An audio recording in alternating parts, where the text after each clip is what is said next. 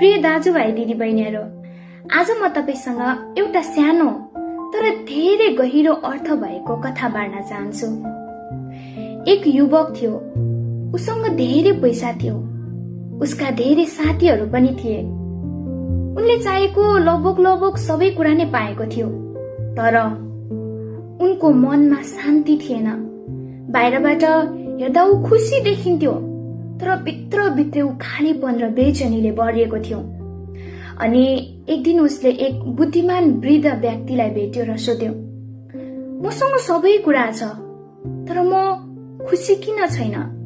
मेरो मनमा शान्ति किन छैन? वृद्धले मुस्कुराउँदै जवाफ दिए, तिमीले संसारको धेरै कुरा खोज्यौ, धन खोज्यौ, मान सम्मान खोज्यौ, साथीहरू खोज्यौ, तर तिमीले परमेश्वरलाई खोजेनौ। यी शब्दहरूले युवकको हृदयलाई छुयो अनि त्यो दिनदेखि उसले परमेश्वरलाई खोज्न सुरु गर्यो।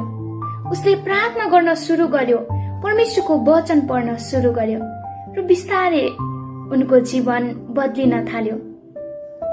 तब उसले महसुस गर्यो कि साँचो शान्ति धनमा होइन, साँचो शान्ति मानिसहरूको प्रशंसामा होइन, साँचो शान्ति त परमेश्वरसँगको सम्बन्धमा रहेछ।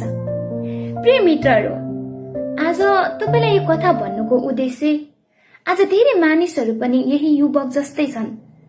सबै कुरा भएर पनि मन खाली छ, मुस्कान छ, तर शान्ति छैन। प्रभु यीशुले भन्नुभयो, म तिमीहरूलाई शान्ति छोडिदिन्छु, मेरो शान्ति तिमीहरूलाई दिन्छु। यदि तपाईको मन पनि बेचैन छ भने तपाईले पनि आजैबाट परमेश्वरलाई खोज्न सुरु गर्नुहोस्, किनकि साँचो शान्ति बाहिर होइन, परमेश्वरसँगको सम्बन्धमा पाइन्छ। तपाईले कहिले यस्तो महसुस गर्नुभएको छ? कृपया कमेन्टमा आफ्नो विचारहरू लेख्नुहोस्। परमेश्वरले तपाईलाई आशिष दिनुहोस्। आमेन।